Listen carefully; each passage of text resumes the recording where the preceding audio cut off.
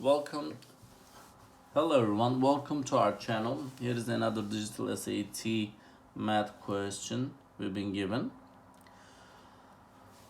The x-intercept of graph shown is x, comma 0.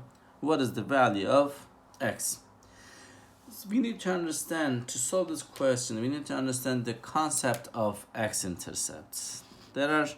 In the SAT, you will either will be asked for x, the value of x-intercept, or the y-intercept.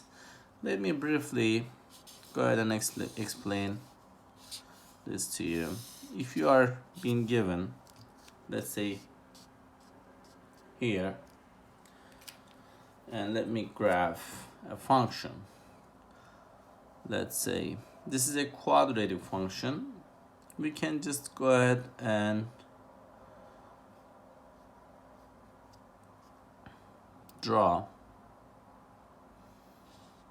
similar to this, but I will just draw it like this. Let's say this is our function. This is the value of x-axis, this is the y-axis.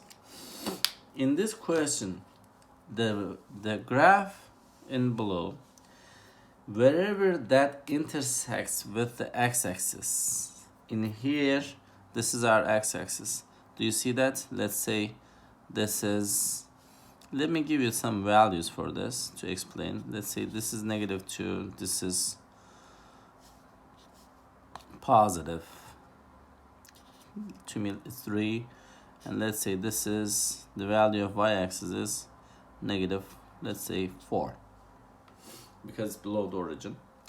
So in this case, this graph is intersecting with x-axis. This has two x-intercepts.